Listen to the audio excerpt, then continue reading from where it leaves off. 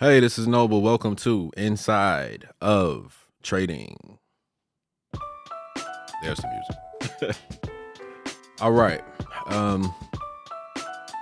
We're going to have a really, really good session today. Every session is good. Don't get me wrong.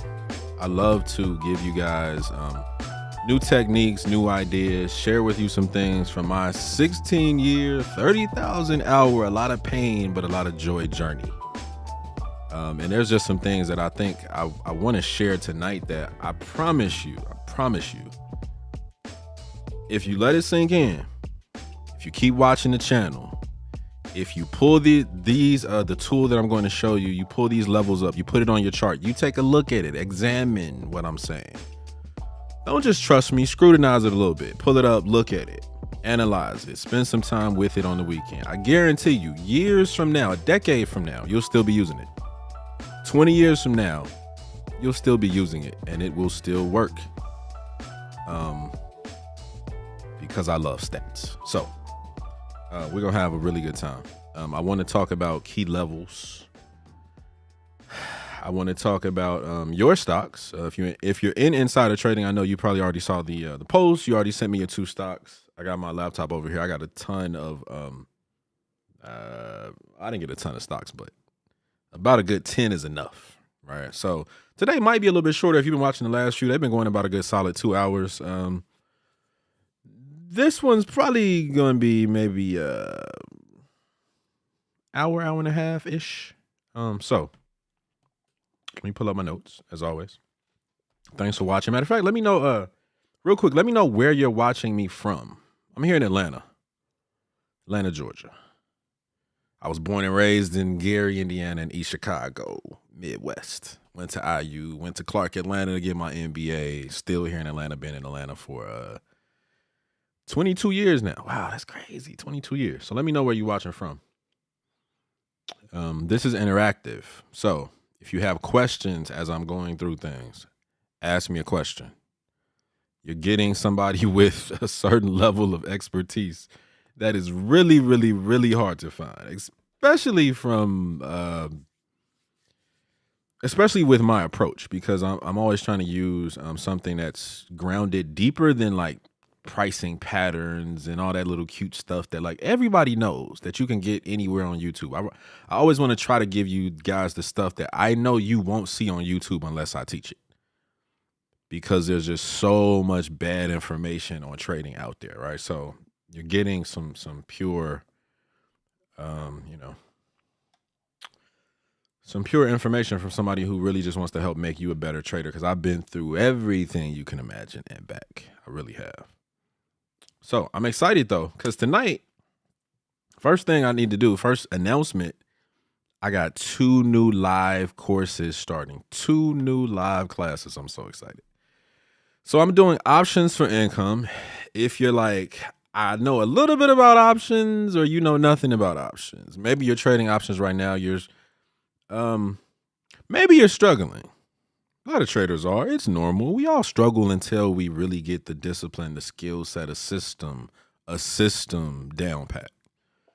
I just love helping people who want to get better and who want to commit to this in the same way that I did when I first got started 16 years ago. I knew from the first little bit of money I made, which actually was like $5,000. So it wasn't a little bit of money, but this was during the heart of the recession. New Citibank, or thought they may get a bailout, put some money in the market off a tip a friend of mine told me. Next thing I know, a few weeks later, it almost like doubled. I was just like, oh my goodness, this is crazy, right? Like I gotta learn. I have to learn and commit to this thing. I have to learn, what is this thing called the market? You push a button, you wait, you push another button, you got more money. What the hell is happening, right? So I really dove in and I knew I would be doing this years later for the rest of my life. Now, I didn't know I'd be teaching, but I'm glad I'm here. I'm glad you're here. So the 2 new live classes, you're going to hear me talk about these a lot this month. This is kind of partly just a little bit of promotion to, give you guys some time with me to interact and ask me questions and let me kind of show you the system as much as I can based on what I've developed. It's called the Noble Woods method, right? So that's kind of like the gem of the class. So I'm doing September 16th, it's a 4-week live options course. Options. Whether you're struggling, whether you're brand new, I've taken people who literally know nothing about options to profitable recouping what they paid me literally during the same 4-week class period. I'm that good. I am. And the system is that proficient because it's based on statistics, which nobody but me seems to really be teaching. So that's cool. I'll just keep doing what I do. I've also had students who are doing really well, who just wanted more foundation. Why do these things work? Why does Fibonacci work? Nobody can explain why. Why do moving average crossovers work? Like, everything appears to work, but if you don't really understand what's happening underneath, it's all just statistics. That's all the market is. It's literally a live statistical exercise. That's all it is. Every day there's variation and uncertainty. Those are the two core components behind statistics, right? So all the tools, MACD, and all the different indicators and supply and demand, all that stuff is cool, but it's actually very basic. And there is something much deeper that's more fundamental that I think if you understood what's underneath all of that, then you wouldn't need all of that. All right. So trust me when I say it's taken me a long time to get here, but the methodology that I've developed is incredibly precise. There's some patience built in. My students already know exactly what we want to look for. And we just wait for that pattern, that specific statistical pattern to show up. I only want to shoot the ball, metaphor, basketball. I don't even want to shoot a three-pointer. That's too far away. The probability is too far away. I damn sure don't want to shoot from half court. That's too far away. I don't even want to shoot a free throw. I want to shoot an in-the-lane, easy layup every single time. And I know you're like, okay, what does that mean in terms of trading? There's a place on the chart that literally gives you a higher statistical chance of being in a trend, up or down. All right, there's a place. I'll show you tonight. We're gonna dive in. We're gonna talk, but options will be first. It'll be September 16th. I'm going to cover everything. It'll be from the ground up basics. What are options? How do they work? You're going to get a really good. You're going to get some real workshops with the math. You need to be able to calculate some basic things. You need to be able to understand the Greeks and what do they mean, and at a base level, how do you even calculate those? We're looking for mastery. We're not just trying to play around with this. All right. And you have to get to mastery before you can get to simplicity. Everybody wants to preach and talk about how simple trading can be. I see a lot of educators talking about keeping it simple, simple, simple. The problem is if you learn from somebody who's promising to keep it simple, you'll never gain complex skills. You'll never have an actual skill set. All right, so I want you to walk away from my classes with mastery, with the deeper level of understanding. I'm not going to keep you. We'll be on basics for like the first week. That second week, we start to dive in, but it's layered, it's built, it's designed to work in a really systematic way where you're learning these building blocks, A, B, C. And we just build. So my job is to make you a better trader by making you understand and learn more and having more fundamental depth, precision, and really like coming away with a recipe for how to do this. That will not change 10 years from now. All right, so futures, if you're curious about futures, I'll talk about a little bit about futures later. Options is where I think most people need to be because you have so many options with options. I was just explaining to a friend of mine who came by the house. We were talking about options, and he was asking me about covered calls and all this stuff he was like researching. And I was like, bro, slow it down for a second. Do you even realize you can go both directions? You don't even have to pick a trend direction. Everybody thinks like you have to make money by nailing a trend direction. Options gives you options. So there's multiple ways of trading with options that are just really creative, unique, that you don't get from futures, from Forex, from crypto. Options is amazing, and you really got to understand the math. I tell people it's like the ninth wonder of the world. It is. It's the most amazing financial adventure you'll ever take. I really do believe that. All right, so I'll talk a little bit more about the class a little bit later. I want to dive into what we're talking about today. I'll do my quick market analysis. We'll start with the VIX and S&P. I'm always going to start with the VIX and S&P because that's fundamentally where you should start. Where are we, right? You got to see and understand volatility, and then where is the market itself, right? So we'll dance around the S&P, look at some different charts. The lesson, because I do want to teach a little bit, right? I want to teach you something new. We'll talk about key levels. I want to give you a brand new approach.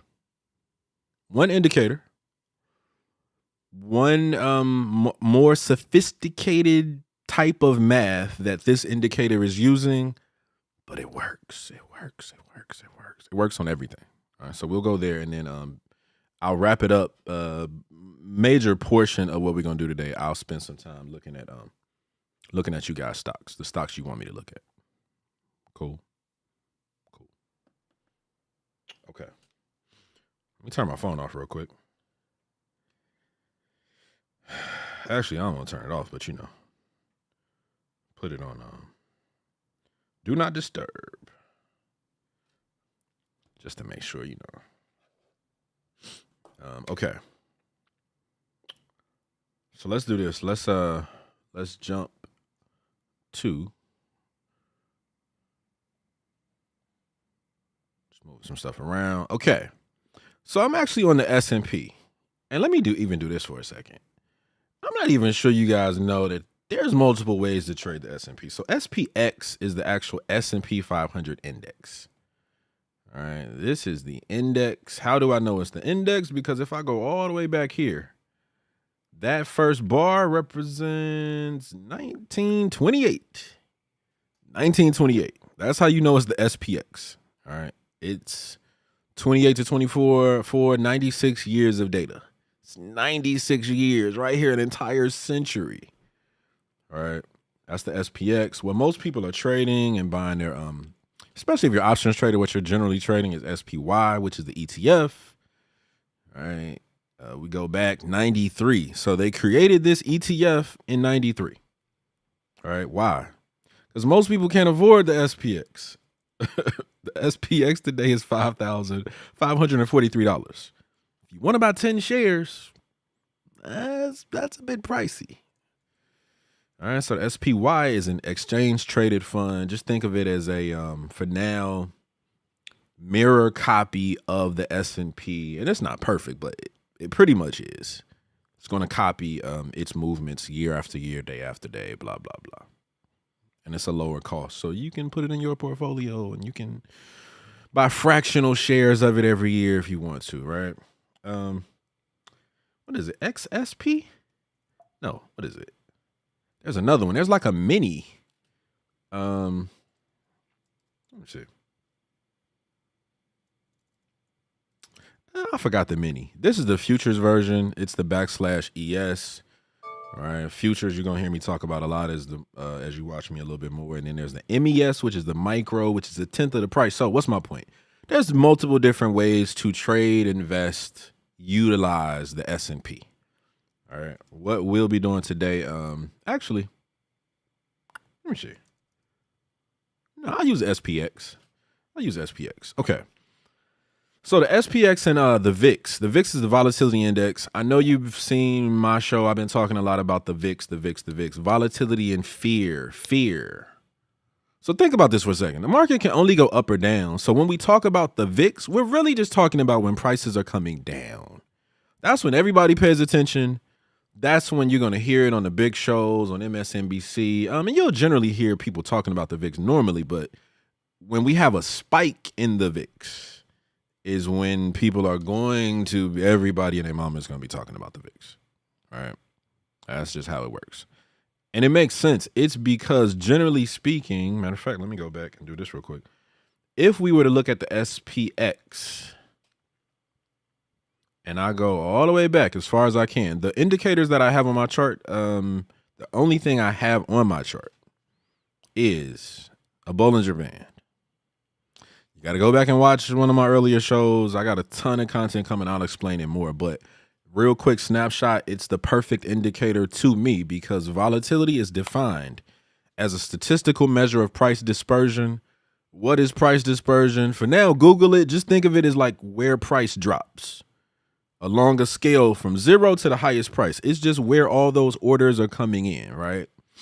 And so when you talk about price dispersion, you're really trying to understand volatility and how anything moves away from its average. It could be COVID cases. It could be students' grades. It could be moving away from the average field goal percentage in the NBA. That's how you find the statistically best traders, the best students, the best everything. How far away are their scores, their performance in some form of data, numbers, from the average? If you get an average score, you average. You're not special.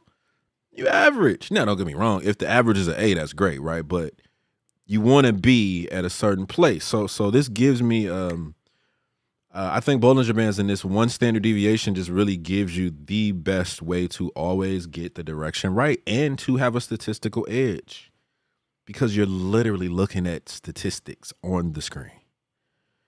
So let me just give you this real quick. Let me just put a few things on the chart and I'm gonna just keep moving.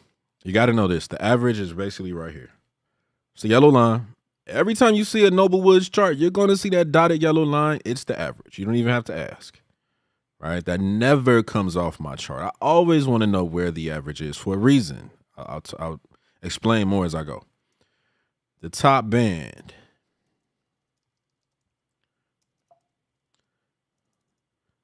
You see it's a top band, but I call this the one. Now, when I say the one, I really mean the top or the bottom. It just depends, right? Like if we're close to the top, clearly I'm talking about the top band. So I don't usually always say like the top or bottom.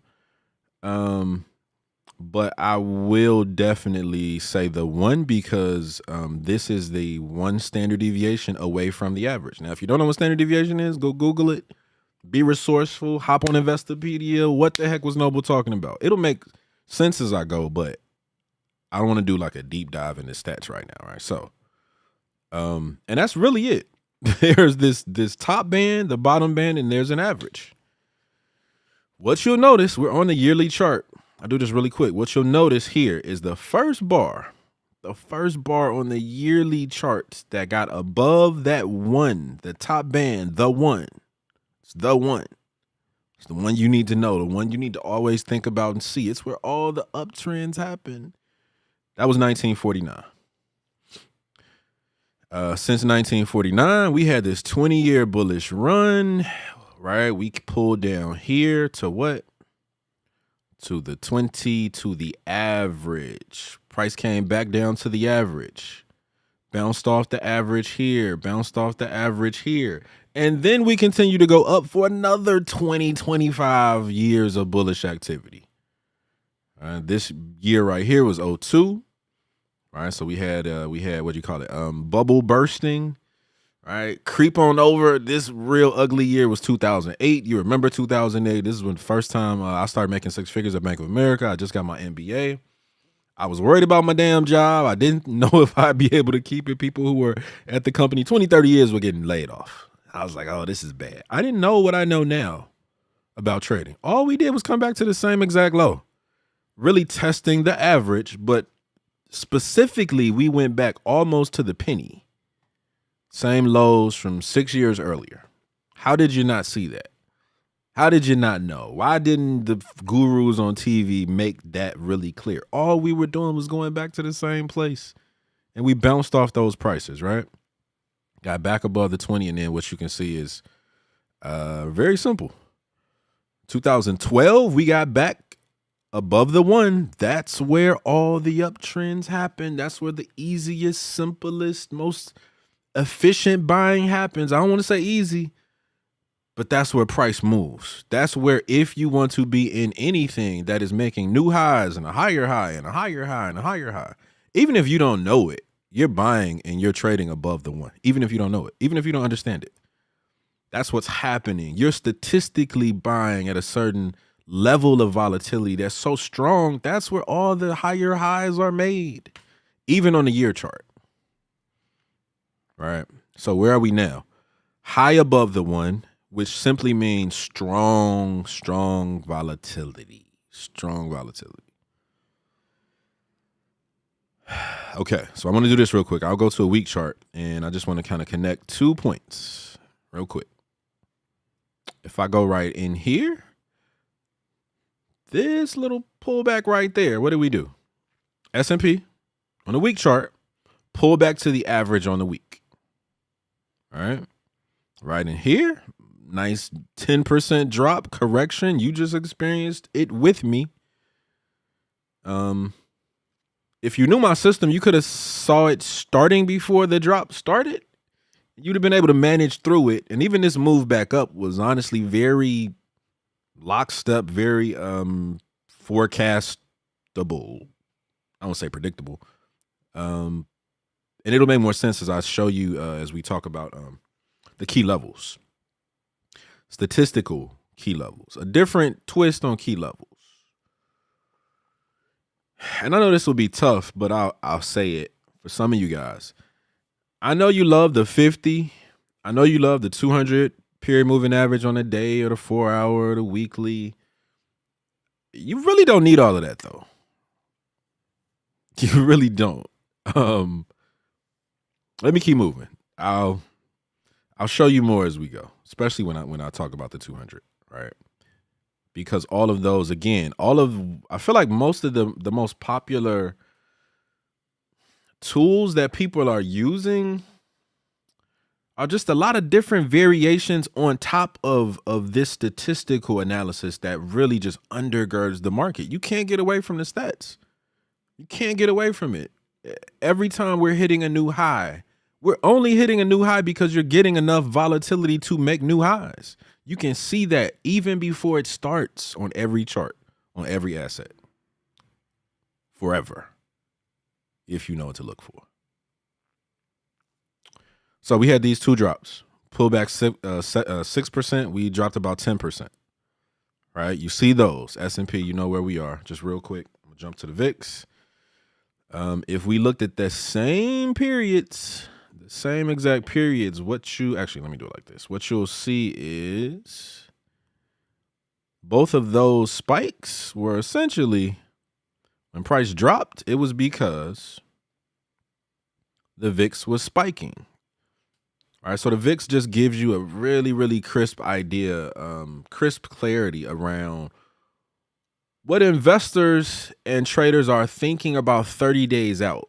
Because when we get scared and we think like something's happening that we don't understand, that fear is fear of loss. It's not fear of the market going up. Nobody's afraid of the market going up. We want it to go up. It's the fear of COVID. Nobody knew. What's going to happen? What the hell is a global pandemic? Oh my goodness. I'm going to be, we got to wear masks. We're going to be locked in the house. What? Right. So when those things happen, or Japan has some issues, or let's say a president gets impeached, or just things happen that you cannot predict. Nobody knows what's coming tomorrow. Again, variability and, shoot, I forgot the other one. Uncertainty and variability. Nobody knows what's coming tomorrow. Nobody knows what the pattern for tomorrow's trading will look like. Nobody knows.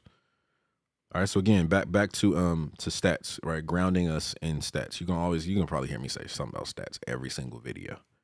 It's that important, right? And I'm really trying to help clear out all the junk you've learned or haven't learned from shows and classes that have different ranging levels of actual quality to them, right? So if I jump back here for a second, you can actually measure. Like, think about this for a second. Let me articulate. Ask somebody that you think knows a lot more than you tomorrow. How do you specifically know if the S&P is what level of volatility, what percentage of volatility to expect on a daily basis? 1% volatility, we're going to move around 1% every day. Around 2%, around 3, 4, 5, a lot of volatility, huge swings in the market. How do you know that? If you're trading and you don't know that percentage that the market is giving us right now, that's a problem. It's because you've been watching the wrong people. You haven't gotten grounded in what this really is. So I'm gonna give you the little cheat code. Just divide the VIX by 16. That's all it is. Right now the VIX is 15.23. So I'll change this to a day chart real quick. What we experienced recently was this. All right. It was this. The VIX went from 17 to 19 to 30, all the way up to 65, and now it's back down to 15. So what's happening here? This is like you're literally looking at the pattern of fear being increased. Nobody knows what's happening. Oh my goodness, Japan, crazy night. They lost 12% in one day. Oh my goodness, 19% in 2 days. Will that affect our markets? People get scared. People don't want to lose money. I don't. You don't. So that was one day, one really bad day. 65 divide 65 by 16, somewhere that's up at like 4% volatility. Now we're at, what did I say we were? 15.23. Let's just say we're at 16. 16 divided by 16 is 1. So how much volatility is the market experiencing right now? What should you expect tomorrow? 1% moves, or a little bit less because we're actually under 16. When the VIX spiked up, you're just getting a bigger move. You're getting more people buying. You're getting like a bigger swing in where prices are going to go. It's basically the market moving a lot faster. Yes, you can make fast money when the market moves faster, but you can lose it too if you don't know what you're doing. All right. So that's the VIX and S&P right now. We're back down to old boring 1% volatility. And if I show you guys, let's do it like this real quick. If I go back to the week, we basically have been under, I'll draw a line real quick where 16 is. All right. So this is 16. So what do you see? Let me see. Where did this year start? 2024 started right here. All right. So this is the whole year. All right. This line. Pretty much every week except for these 3, we were below 1% volatility. And now we're back under it after being above it again for about 2 or 3 weeks, right? So when we jump over here and look at the SPX, right, is represented perfectly. The volatility and price connect. They connect beautifully. All right, that's the beginning of the year. So during that very low under 16 volatility, what was happening?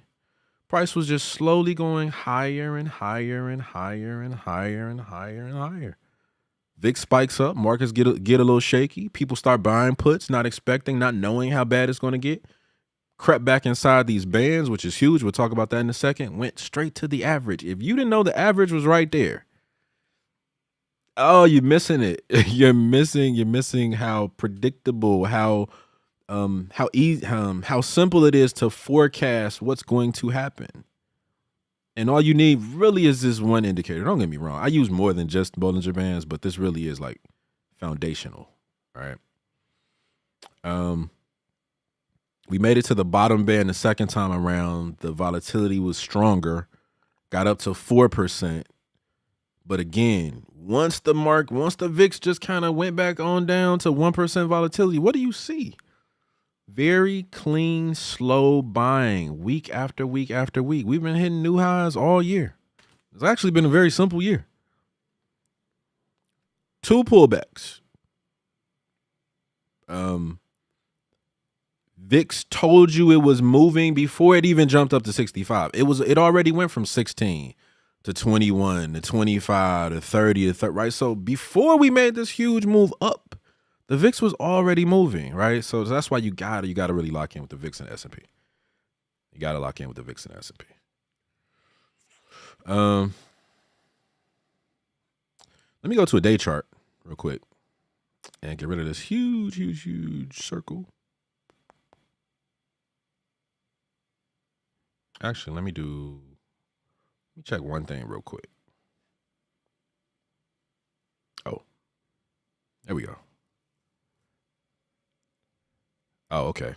Oh, XSP. There we go, Bella. There we go. I couldn't think of it.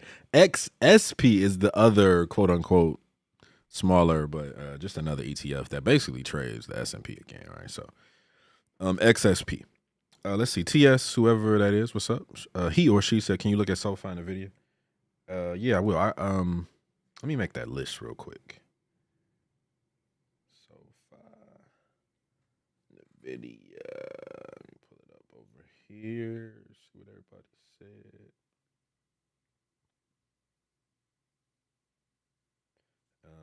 see. Crystal said MU and Apple. Um, Stefan said NU and SO. Justin said SPY. Justin, you know I'm always on SPY anyway. Aaron said, let's look at Google. Zeus said, let's look at AVGO and Uber. Oh, I got a lot. I got a lot. Wait a minute. I didn't expect this many. Shelly said AMD and Alta. Now, what I usually will do is, David said Lucid and PayPal. I always ask for two stocks just in case I got too many. I'll just at least take one of yours, right? So you'll get that one-on-one attention. You'll get that analysis from me, right? High level. I don't go like super deep because I need more time. But I love doing these, right? So I got 1, 2, 3, 4, 5, 6, 7, 8, 9, 10, 11, 12, 13, about 13, 14 stocks. So I think we should be good. But I also want to teach a little bit. So let me go back to my notes real quick.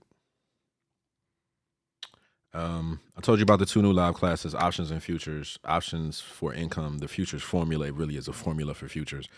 You're getting this super, super amazing a system based on precision, based on statistics, based on some math, a little bit of math. Now, the class is not like heavy math at all. Honestly, it really isn't.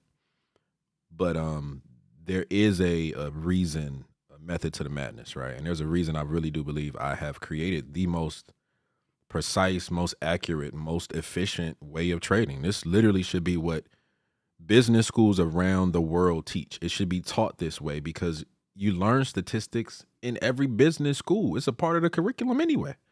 But we don't connect the dots for business students, right? And I'm speaking to somebody with 7-year undergrad at IU's 5 years, 2 years at Clark Atlanta, right? So that's 7 years of school, most of that in the B school.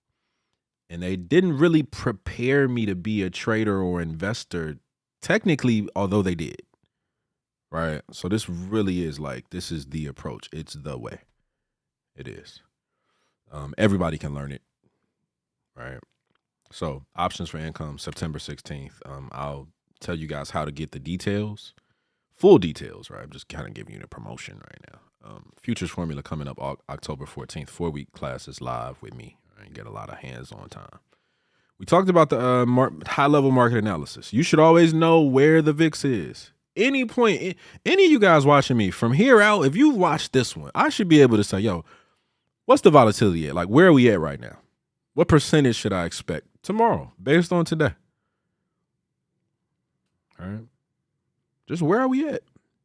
All you got to do is divide the VIX by 16. It's based on a factor of 16, right? Okay. So the lesson, the piece that I wanted to kind of, 8:35, that's pretty good timing. Where I wanted to teach a little bit today is, let's think about key levels. Key levels. I've heard the term. You've heard the term. What the heck is a key level? Actually, you know what? Let me look it up real quick. I want to get like the actual functional,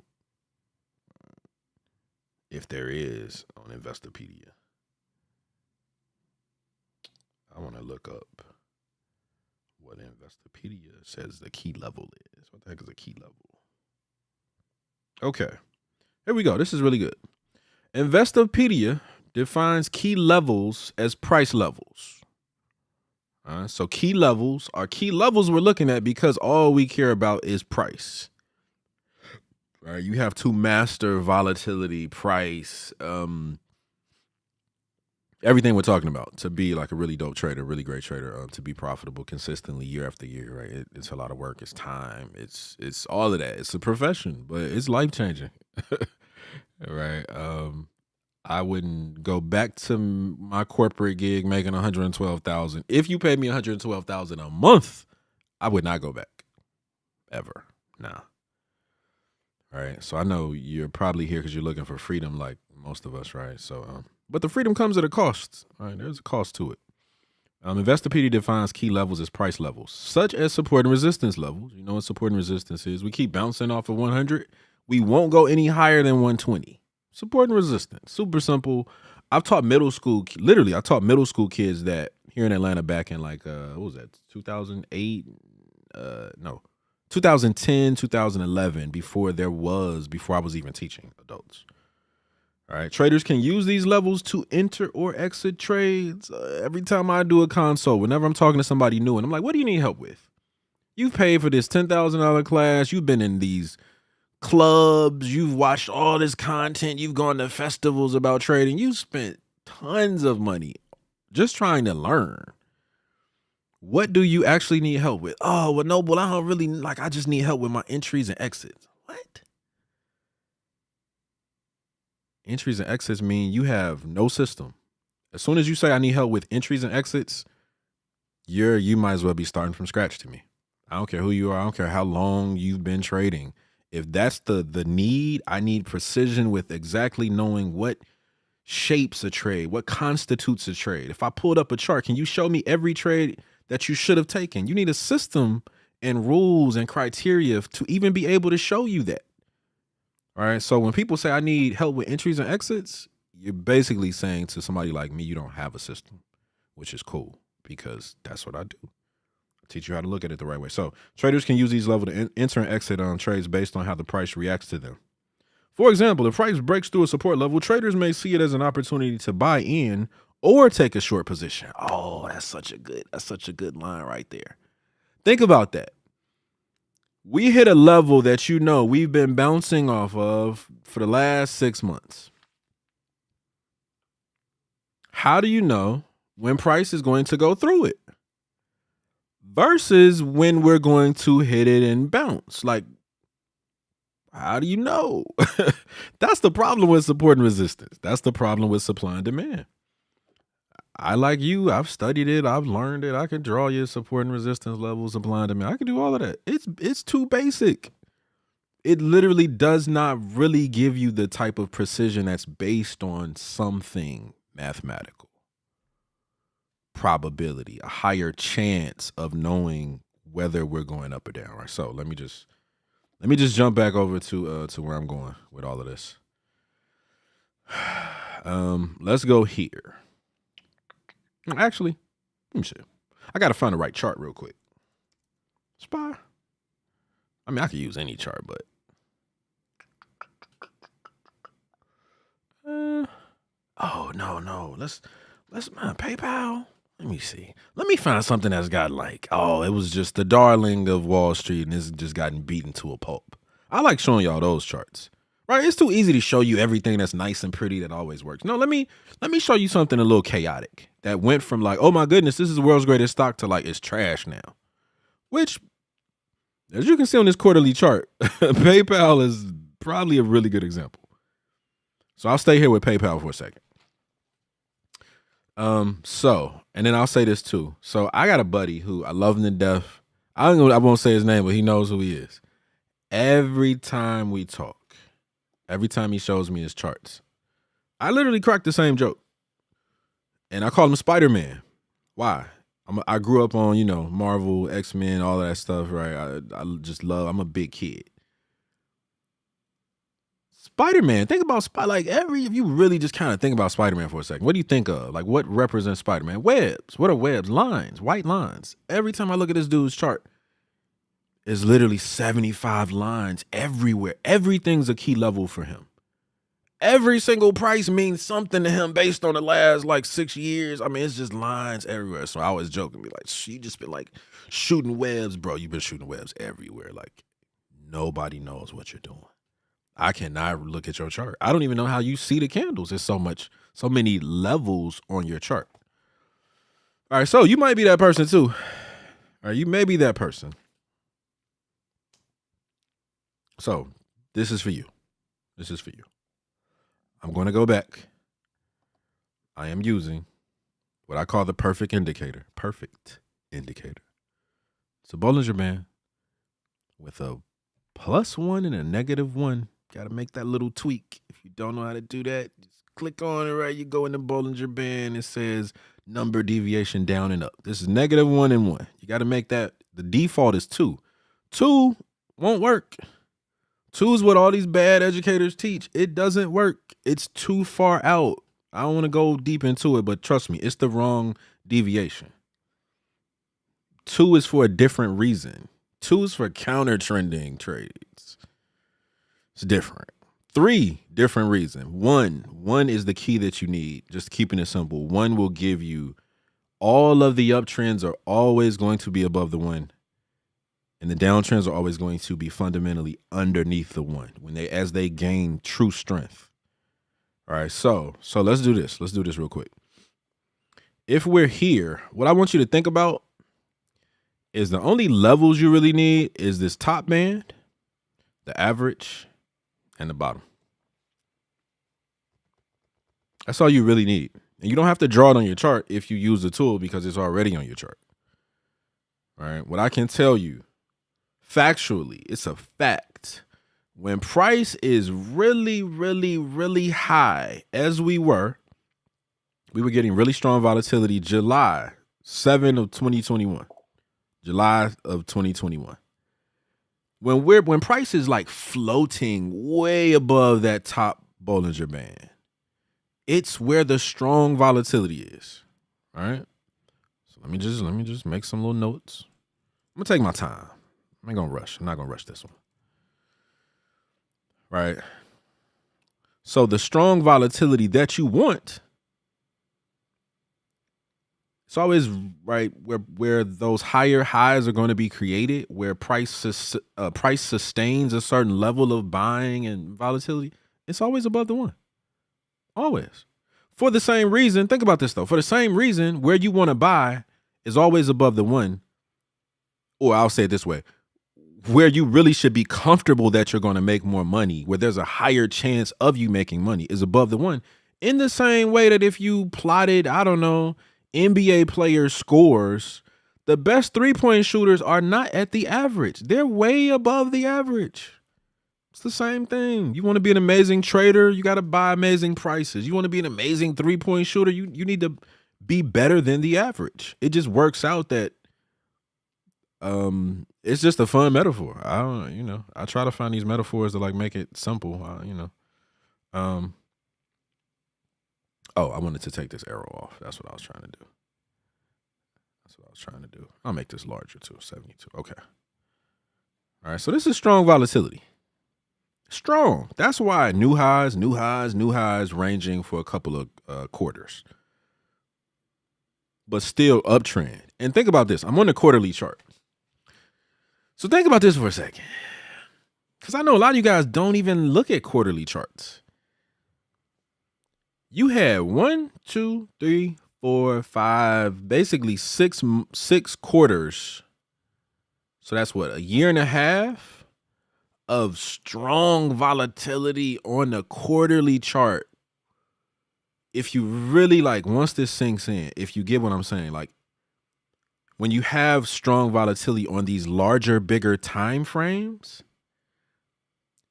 that makes trading with the day chart and the week easier because you already know where we really are. We're in a strong, we're in the strongest part of an uptrend on a bigger time frame, right? So it's in here, right? It's in there in those 6 quarters where why you short and long going back and forth trying to do that dance of trying to it technically doesn't make sense. You could keep it simple and just stay to the main direction. Think about that. What's the main direction? If you're on a day chart, you can't realize, oh, we're in strong volatility right now. You don't really see that if you're just staring at day charts all day. You got to go to higher time frame. So anyway. Okay, so if we're here, what's always going to happen? Always going to happen is before any trend on any time frame, before we flip direction, before we get before we even correct, before we get down to the average and make that very cyclical, right? That just happens. We have to first go back and test one of the main key levels that we're always going to test in any uptrend. We got to test the 1. Got to test that top band. We're always coming back down there first. As soon as we start breaking the lows, all right? If you're here and you're like, oh, well, no, but look at this candle. We're way up here. Well, How low can we go? Without even thinking, what I'm going to say is if we break the low, I would expect us to come down to the top band. It's just basic stats. 5 minute, 1 minute, 30-second chart if you have a broker that'll let you do that. Quarterly, 4 hour, 6 hour, 10-minute, doesn't matter. When we start to come out of that most volatile trend, where are we coming back to? We're coming back to that one standard deviation. If we can get through it, right? If price continues to fade, then you have another area that essentially is just going down to do what? To test the 20, the average. Right? So up here, strong volatility. And I don't even know what to call this. I'll call this mild volatility. All right. Above the 20 is still good, still bullish, but it's not strong. We don't make higher highs in here. This is always after some drop, after a pullback, after a correction, after some sell-off. All right. So staying above the average is powerful, yes. Right. But it's not the most opportune time to buy. You might get stuck down here for months to years, depending on your time frame. Right? So that's the second level. What's the third level? It's the bottom band. Why is that such an important place? Because as long as we're above that bottom band, we're still fundamentally, we're not statistically in the type of strong flowing selling that really should like make you just relax and take a short. Right? Like that's where the easy.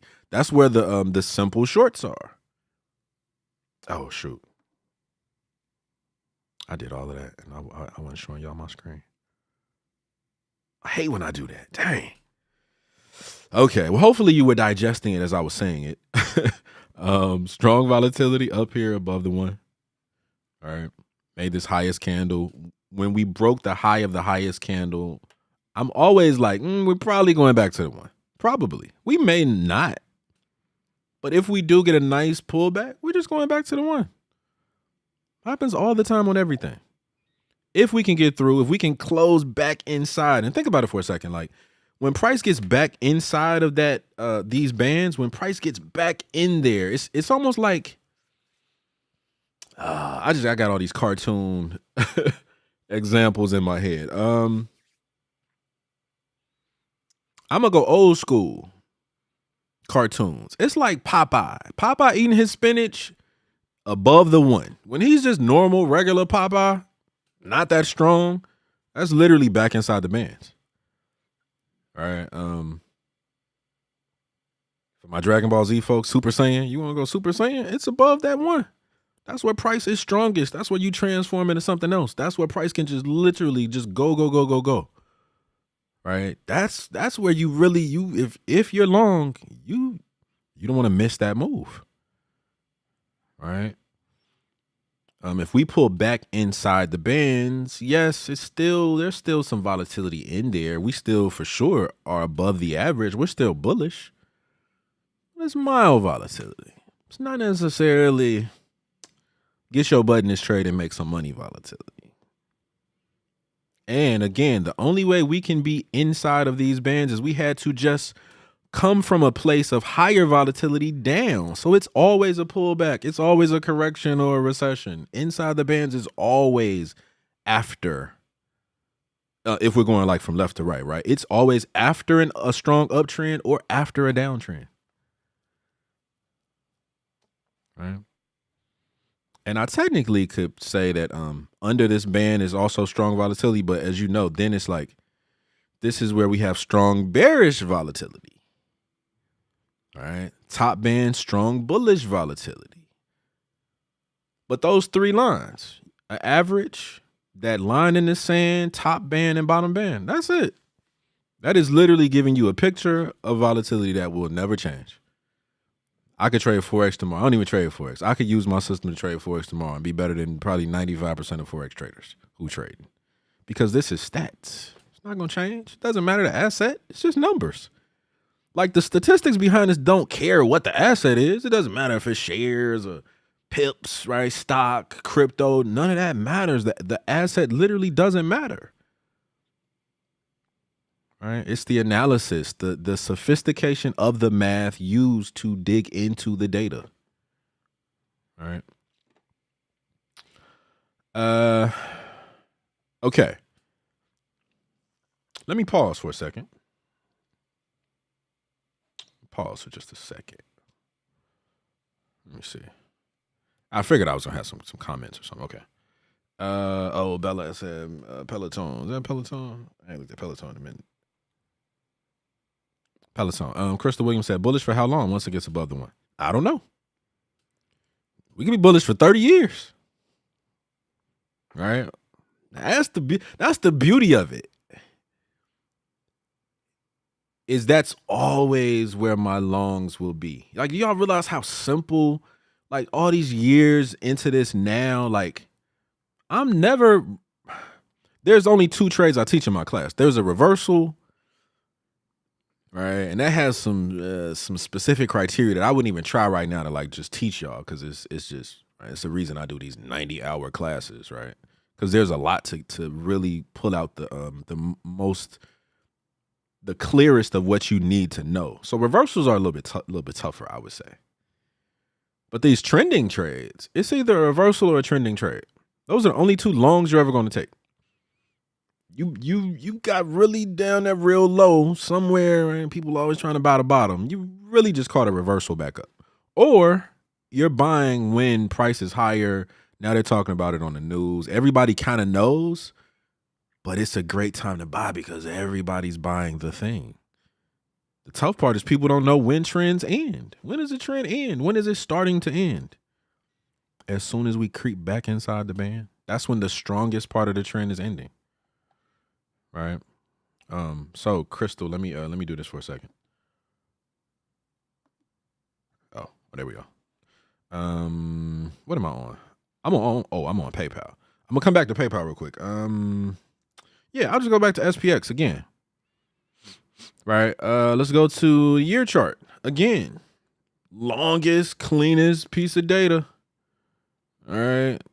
I'm trying to show y'all how this really works. You have to, right, think about it as data. Y'all gonna hear me say data analysis. Like I don't even talk like the average trader because they don't know what they're actually doing. All right, look at this.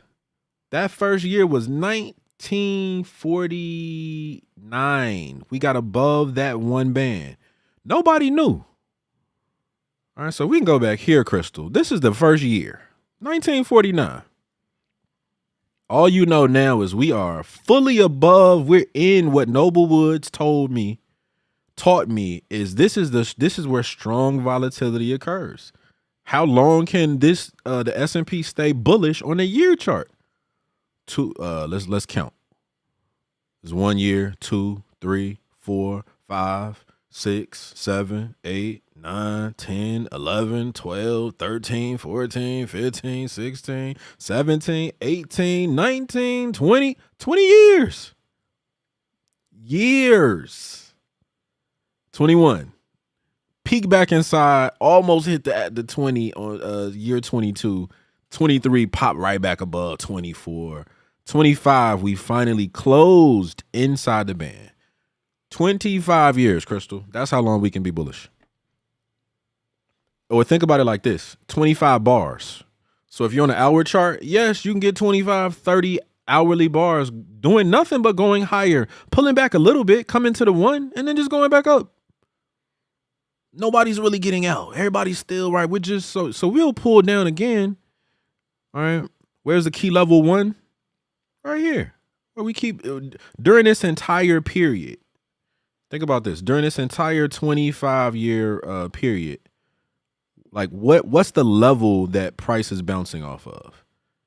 Bounced off the 1, bounced off the 1, pushed through the 1, almost got down to the average. You already know. All right, so anytime we're up there, it's like we can only come down to the 1. We can only come down out of this crazy high, immense, everybody's buying volatility. People are starting to take some trades, some profit off the table, right? News is slowing down, blah, blah, blah. All we can do, the very first thing we're always going to come down to is the one. All right. It's the one. Where are we now? Look at COVID. What was COVID? Bounce off the one. Yearly chart all the way down. Just bouncing off the one. Been very bullish since, what is this? We got back up 2012. We've been bullish. Well, technically, we've been bullish the last 80 years, right? Because if I go across the S&P here, you don't see any candles underneath the bottom band.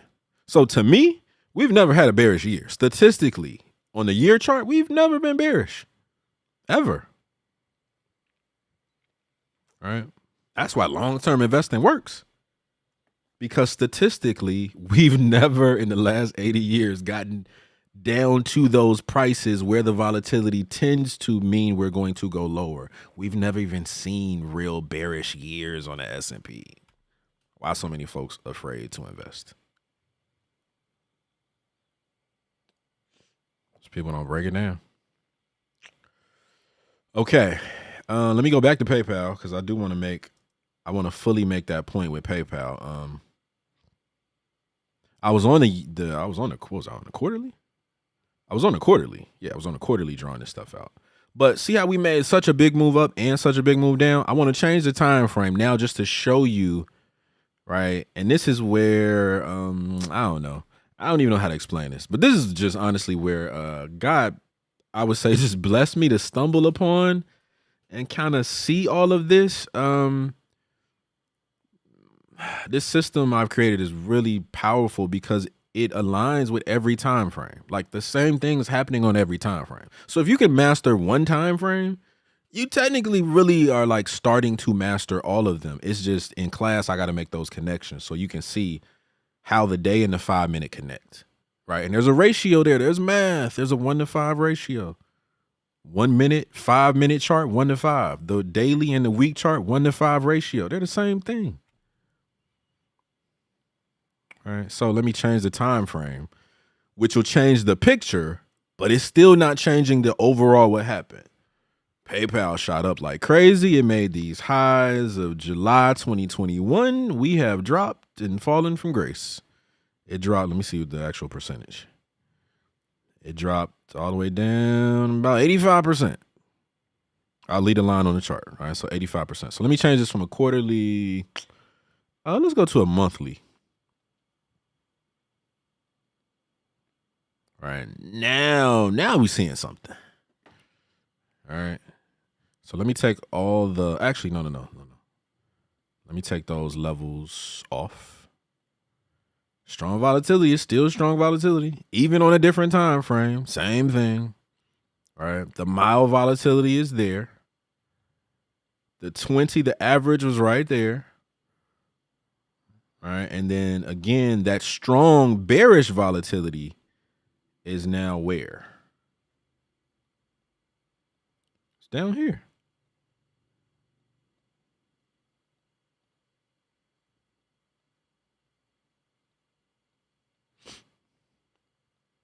Top band, bottom band. I'll take this line off.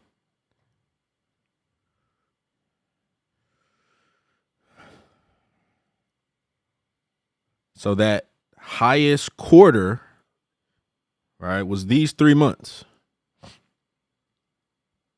And so on the month, you started to see, oh, we're peaking inside. We might be about to run down to what? To the average. We push straight through the average, straight down to the bottom band. And from there, you're now fundamentally in a strong and beautiful downtrend.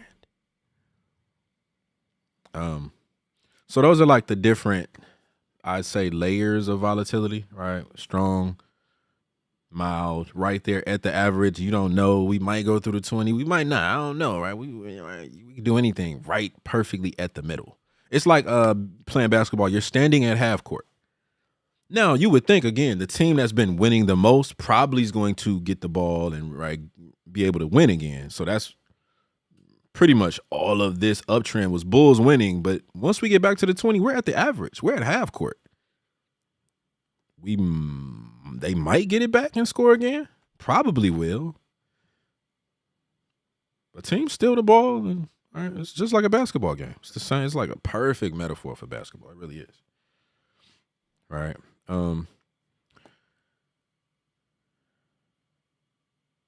So I want to connect some dots. Let me connect some more dots. I'm gonna go back to the SPY S&P. I'll go back to the day chart. Oh, I'm gonna go back to the day chart. So check this out. Again, just kind of focusing on these 3 levels. So at some point before all of this down happened, right? Let's go back. Before all of this happened, we were here just floating, hitting new highs. We're up at 565. If we come down, where are we going first? The top band. When we closed inside of the band, that's telling you, yeah, we were getting a little weak. We're in that mild volatility. We're no longer in strong volatility. If we go lower, there's a really good chance we're going to go to the 20. We ran to the 20. All right. If we push even lower, you already know where we're pretty much trying to go. Trying to get to the bottom band. We don't always get there. All right, okay, start pushing back up. Bulls are buying. Right. Floating still above the 20, hasn't really gone anywhere. This was I guess Japan, right back down. Strong now under. So from here, where are we going? Well, it's now the same thing in reverse. If we go lower, we could have like dropped here. We could have had every single day could have went lower. Like nobody knows what's going to happen. All right. And don't think like we can't get 2 really bad things that happen back to back. Yeah. Right. Japan can have a crazy thing. There could be an earthquake in some country. There could be like a coup in some country that like has a really strong economy that connects to our global economy. Anything can happen. So you never really you never really know exactly. Clearly, you don't know what's going to happen. But anything can. I think that's important to kind of remember as a trader. Right? Check out this day. And this is like really, where did we go? We opened here. We pushed all the way up to test that band. You already knew that. You should have known it. That's all we do all the time. All right. If we get back all the way up, you can already like now think it through. If we get back above, if we get back to new highs, what do we have to do? We have to get above. We got to go back inside the band. Right? We got to get past the 20. We got to get up to the top band, right? See how we pushed up, bounced off the 20, didn't have enough people to buy, pushed back down, right back down to the bottom band. All right, this was the day with Japan. So here we go. Really nice low. Push lower, right? And this entire sequence started, all right, several weeks ago. Oh, you can't see my chart. Okay, here we go. So this was that day, right? This was the really bad day. Was that the 8th? That was the 5th. 8-5. That was when everything happened with Japan. All right. So where are we always going to test when we're this low in terms of going up? The bottom band. 2 days later, ran right to it. Now you already know here to get back again, how do we go from downtrend to uptrend? We follow the same sequence mathematically every time. And if I just show you, we got back inside the band. We pushed up to the 20. We had enough buyers. We pushed from the 20 up to the top band. All right, so I'd have to change my lines a little bit. All right, clearly these bands are expanding as things happen. But when we're down here, right, when we were all the way down there, worst price, right, that really, really low, nothing's going to stay down forever. Nothing. It's going to come back to its average. Everything. Even if it stays bearish, it's going to come back to its average at some point. This is how the market moves. All right. Let me dance around on some other charts for a second. Look at Peloton. I'll do what I was doing last week. I'll go to quarterly. I don't have a lot of information on the quarterly. Okay. Well, I mean, take a look. All right. So this is Peloton. It's one of those that, right, big fall from grace. Huge move up. Meow, right back down. For fun, let's go to a monthly chart. You should know by now, like, you should be able to pinpoint the exact month where this sequence going down started by just re-engineering the process. That first candle, when we go from bullish to bearish, is always going to be the same thing. This bar right here was the one that closed inside the bands. This one right here. This month. That was April of 2021. Right? And then check out what happened during that month. We pushed back up to the top. Actually, we pierced it. We got some buying. Okay, PayPal is trying. We pushed up to the top band, ranging, pushed right back down. And then this second candle here, this candle here was the one that closed, what, underneath the average now. Uh-oh, volatility's getting lower.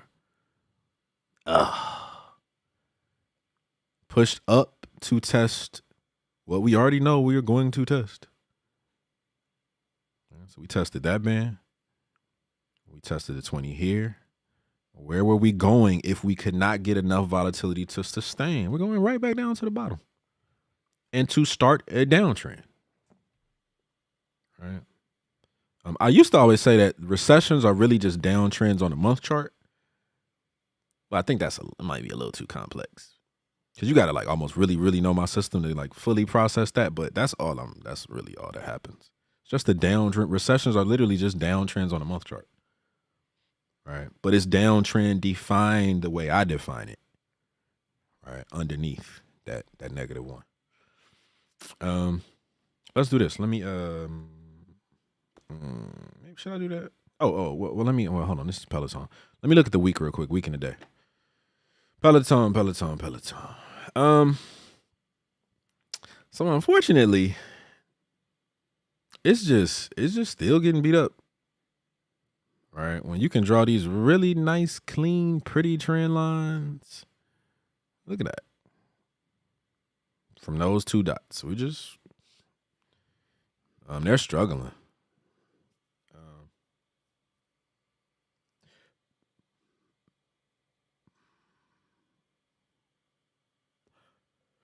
I tend to lean towards telling you guys to trade stocks that have more power, liquidity, capital, better leadership, better guidance. Like it's a lot.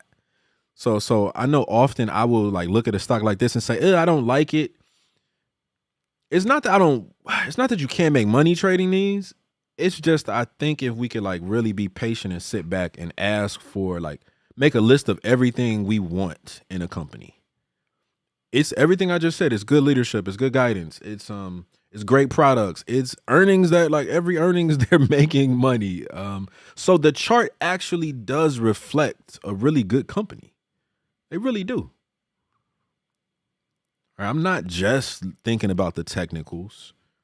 I'm probably in these only talking to you guys about the technicals, but what I know is Apple, Google, Amazon look totally different from Peloton for a fundamental reason. It's a better company. All right. So it is on some level, I think, makes more sense to stick to the better companies. And I know those are like the big blue chip stocks that everybody knows, but there's hundreds of really good companies that people don't talk about. All right. If I went to a day chart, it's just gonna get a little chaotic because this stock is just all right. So see how it'll get up here? Like it'll get there, right back down. Get into like potentially strong volatility area, right? It's above the one we just dropped. Like it's not even creating an uptrend, right? This is chaos to me. When you see these top band, bottom band, top band, bottom band, it's a sign of something being off, right? And investors and hedge funds and retail traders just agreeing that this isn't the thing we all should be buying, right? So and again, right?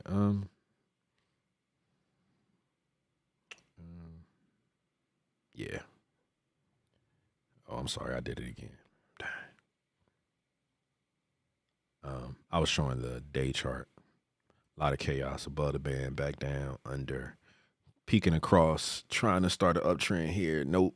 Back down, bottom band, back right. This is like this is almost this is real close to me to being like I would yeah, I don't trade stuff that looks like this. And I know you're like, well, you don't know what's coming in the future. Yeah, you kind of do. Kind of do.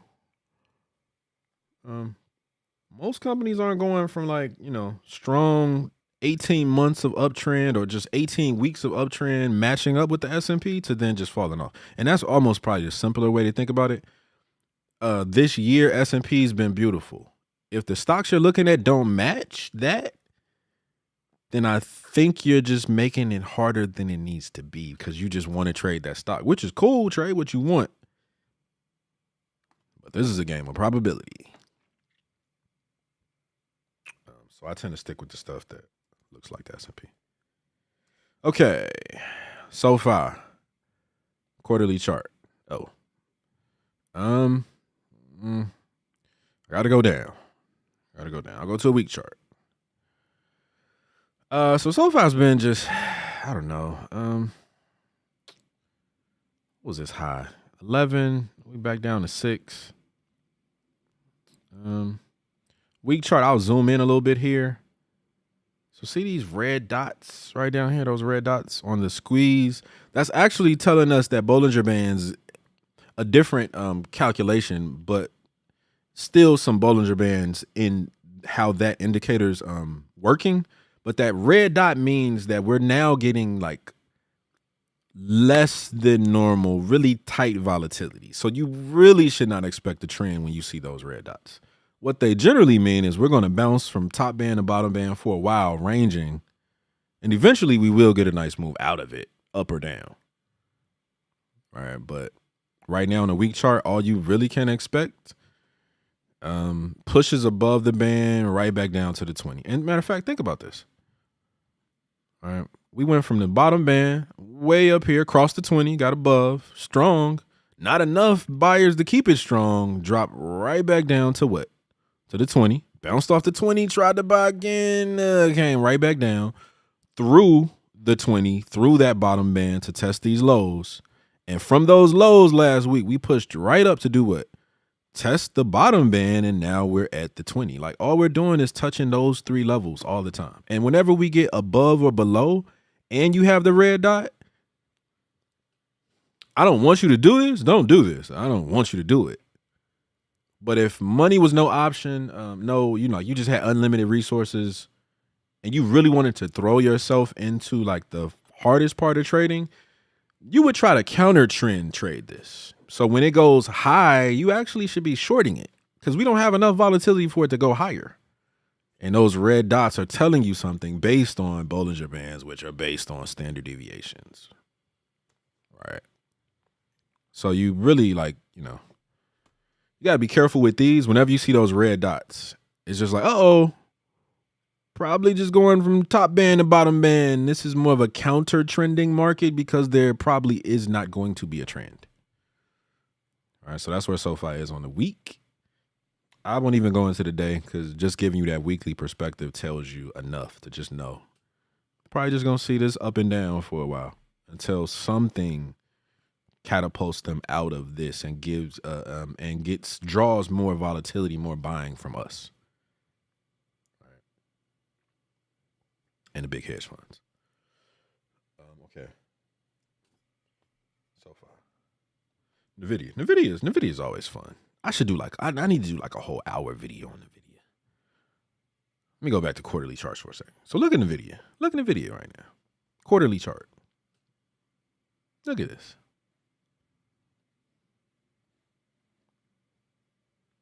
What is this? I'm on a quarterly. I forgot. So it looks like what? During this dip, 2022, pulled back to what? The average. Got back above what? The 1. Took off. All right, so think about this. Think about this for a second. We're here. We're back at 2022. Now this is actually April of 2022. We're back inside the bands. Where are we going? To the 20. Look at that. We actually pushed up to the band and then still came back down to the 20. Sitting at the 20. We're at the average. Anybody's game. Bulls or Bears, I don't know. All right. Whole market came down. Matching up with the S&P, which also on its quarterly chart perfectly came down to the average, to the 20. All right. Got some buying, pushed back up, still inside, mild volatility. We still bullish, but all right. Nice move back up. Fully above the one. We're back in strong volatility. How many quarters can NVIDIA continue to go higher? 10, 20, 30, 40 quarters? I don't know. There's no limit. Now, I can tell you at some point we are going to come back down to the average at some point. I don't know when that is, but I know it's going to happen. And before we even get to the 20, we got to get through that top band.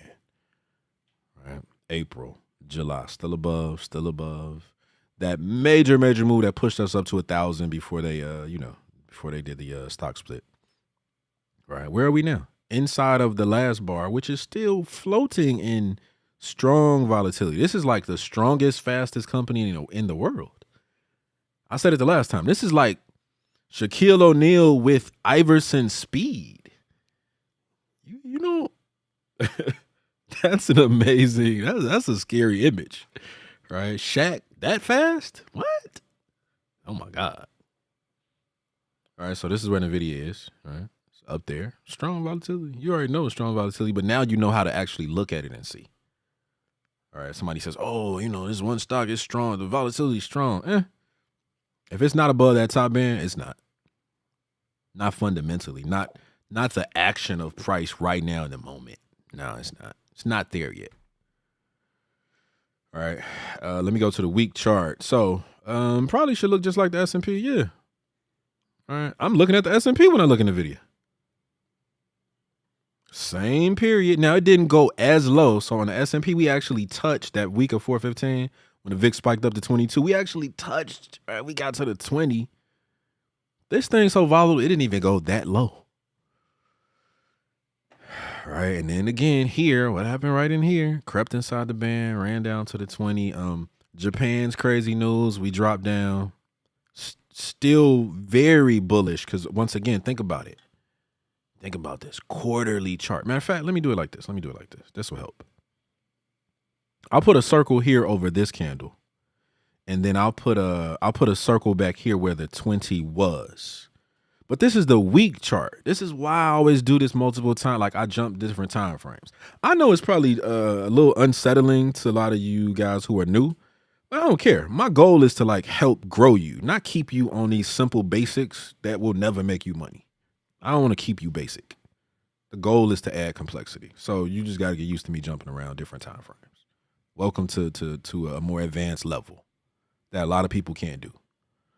All right. So what I want to show you is even that 20 and even this bottom, matter of fact, I'll do it like this. Even this bottom band on the quarterly chart, on the weekly chart, smaller time frame, week, we buying options contracts. Here you're going out a period of weeks, 4 weeks, 8 weeks, right, 12 weeks, couple months, right? That's your thinking. That's my thinking when I'm here. I'm not trying to make money over days. I want to sit in these trades over weeks. That's why I'm on the week chart. And I don't care what the day is doing. But if you're smart, look at a higher time frame. Go to the quarterly just for a second. Look at where this, like those two circles, but now having a even longer, more patient quarterly perspective. Strong volatility on the quarterly chart. So you can kind of relax a little bit on the week and still trust that we're still very much so bullish. All right. That's all it is. That's all that multiple time frames is. It's just like it connects after a while. It connects. And there's a lot more I could say, but I don't want to go too far. But okay, so strong, volatile, Shaq with Usain Bolt speed is what NVIDIA is. And just like the S&P, we pushed right back up to our top band because that move down really was kind of exasperated by that scare that we got from Japan's market dropping. And then this week, we've had really good reports. All right, so it's like we had the normal 6% drop. It went a little bit lower because of China. It didn't even have anything to really do with us. And we just bought it right back up. We were already bullish anyway. All right, so yes. And I know, because some of y'all probably like, well, dang, no, but then you say it was bear season. Yes, I did. Because it is. Because August, September, October, every year are, right, generally, if you just go back, do the last 40 years. Go back and look at August, September, October of every year for the last 20, 30 years. You'll see it. Very cyclically, we get that 6 to 10%, 2022, 20% drop. All right, because we were already in a, well, GDP was low. There's a couple other factors, right? But anyway, so are we good? Are we happy here? Yeah, we feeling good. Yeah. We get above that one. If this week, what is today? Thursday. If we get above this one tomorrow, close above, what is that? 124. Let's say we close at 127. It's a great sign. That's great. Now we're in the strong volatility on the week. But you already know from a bigger picture, quarterly chart, leaps, all right? People who are buying leaps, you got to look at the quarterly. Yes, we're getting a type of volatility that if you just relax for a year, you should be okay. Right. If you got the right entry, which was a couple candles back, right? Okay. Dang. It's 9:30. Man. Okay. So I'm going to I think I gotta call an audible and do every other stock. So I'll do one from everybody because if I try to do the rest of these, I'm gonna be on here another hour and a half.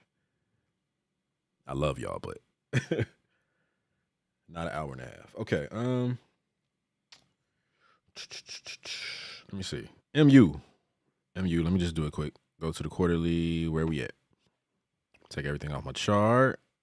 Micron Technology quarterly chart was way up there. Just came back to the key level you should have known we were coming down to as we started to make that move. We came back down to the one. Did not have enough steam. Didn't lose so much volatility that we went to the bottom band. Right. Still bullish. Quarterly chart. Nice and bullish. Nice and follow. Let's go to the week. Weekly. Yep. Got pretty close. Look at that. So that bottom band or that top band on the quarterly is really just the 200 period moving average on the week, which is why earlier I was like, you technically don't get me wrong. I do have the 200 on my chart. So keep it on your chart for sure. Keep it on your chart. Daily, weekly, 4 hour, I think is a recipe for some grandeur. But a lot of times it's just the top or bottom band on a different time frame. That's all it really is. Right? Perfect example. I didn't look at MU before I did this live. I didn't know she was going to ask me to look at MU. All right. So when we come down, when we get fully here, oh, I'm sorry. That's the 20. My bad. That's the 20. If Micron, right, see how we were floating kind of like under the band, squeeze is turning red. If we were to push up, where are we going to? Bottom band. That's exactly where we ran to. If we break the low of this candle and go lower, where are we going? Just down to the 200. If we can go higher, where are we trying to get to? The 20. Right? You see what I'm saying? Like it's a very systemic way of like viewing where price can go. And you're also keeping a tab on volatility and direction at the same time. Took me a long time to get here. So if you're a little, like, man, this is a lot. That's cool. It is a lot. It is a lot. But I would rather start you guys off simple with these free live, just, trainings, diving in, and then like build and add some stuff you haven't seen. Again, mastery is the goal, not staying simple. Matter of fact, it's Da Vinci said it. Simplicity is the ultimate sophistication. Like, you have to become a master chef to just be able to go in somebody's kitchen and make a simple yet amazing meal. Like, you need mastery first. We got it backwards. We think like, oh, if I could just learn a simple thing, but you stay simple, you never understand why. When you start struggling, when the market's volatility changes, you don't know why. When all these different indicators and tools don't work because the volatility's changed and they weren't designed to work in non-volatile markets and you don't know it, it's not going to work. And then what are you going to do? You're going to then start the search over, looking for somebody to help you. I thought I had it. I thought, just buying off the 50% retracement was enough. It's not enough. Supply and demand is not enough. And don't get me wrong. If you winning and you're using something real simple, cool, keep winning. But I like the people who want to master this craft over time. So you can do this for the rest of your life. So it'll be very normal. So, you can share this with your family. You can pass it down to your kids and then raise them where they just like, oh, yeah, my dad was always trading options, blah, blah. That's the goal for me. You know what I'm saying? Like, I don't have any kids yet, but I can't wait to raise my children knowing they will see daddy doing this and get curious and then put them on my lap. Hey, son, right? And next thing you know, I got little traders I'm creating. Hopefully they'll be interested. They better be. Okay. I just did a whole thing off. Okay. Micron. Do I need to go to the day? Let me just go to the day. What's happening on the day? So think about this for a second. You got to watch my last video about time frames. There's a right time frame that works for you. There is. Maybe it's the week. Maybe it's the 4 hour. Maybe it's the day. I don't know. All right. And so I just wanted to say that really quick because I know I'm going from different time frames to try to get you to kind of see the bigger and smaller picture of just like what the data's showing itself. But the same way I'm thinking, this same Noblewoods method, this same like analysis that I'm doing, I can do it on any time frame. Right. So it's like, you should have been short somewhere in this, right? I 100%, if I was trading MU and had started, right, my analysis back here, I already know a short is coming. All right. And then we drop down to what? The 200 on the daily. So right in there, yeah, there's like a short right in here.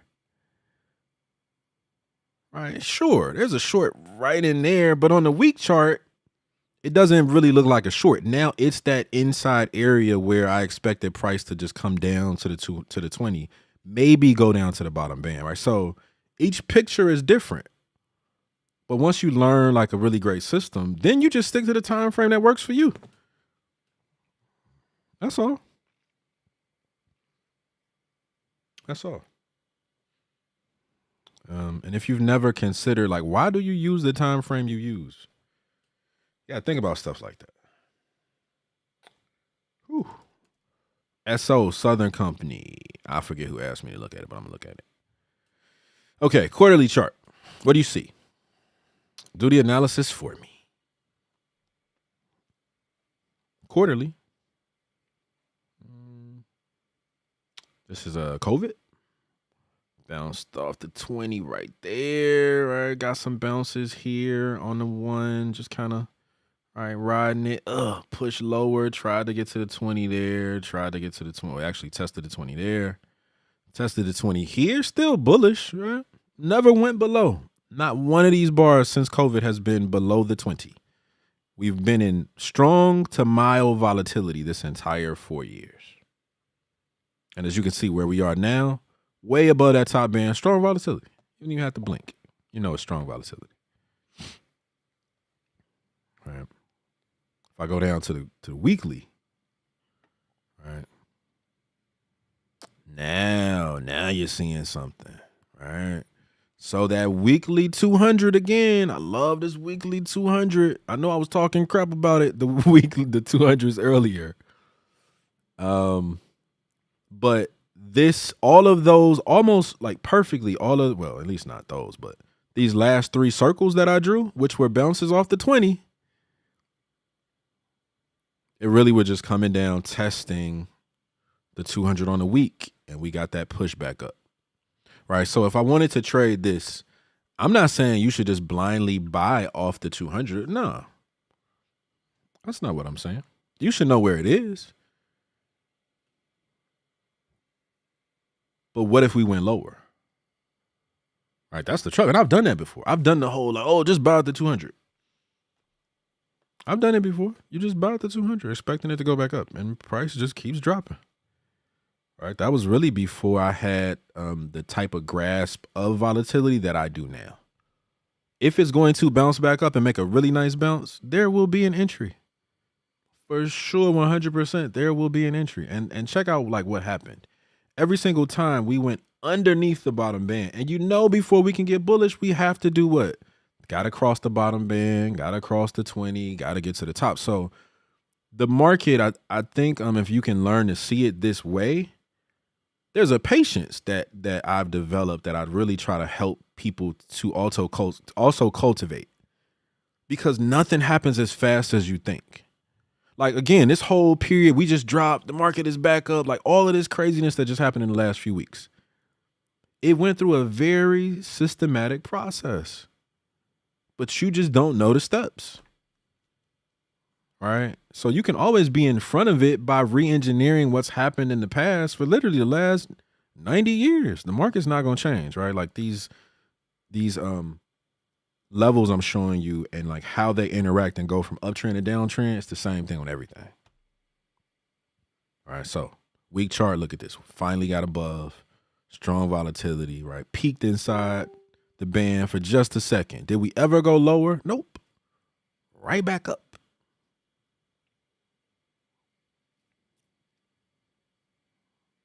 If we come down right now, where are we coming down to? On the week chart, I'm staying here. I'm just going to stay here on one chart for a second. If we come down, if and when we come down, when we break the lows of another previous candle, right? Previous candle's low, where are we going? Right there. If we get through that, stronger move, VIX spikes up, where are we going? Down to the 20. Only 3 levels you need right there. They're framing something for you. And this is crazy. I ain't gonna even lie to y'all. Wait, hold on for a second. I'm impressing my damn self. Because I thought about what I wanted to teach y'all today. And then I just like freestyled it. So this is good. This is really good. I know y'all like, is this dude like congratulating himself? I am. Liz, oh my bad, Liz. No, a while back, Liz, I wasn't showing my chart. I'm sorry. That's probably one of the hardest things for me to like, cause I just be flowing, you know. But anyway, I'll get better with that. Renee said in the video, Renee, I'm gonna just say Rob, last name. Nvidia's a beast. Yeah, it's a beast. It's a beast. Christopher John said, "I'm glad you're doing these lives again with the I gotta get back in the gym." Oh, Ed, what's up, Ed? How you doing, man? I'm gonna see you in class soon. Oh, you in for a treat?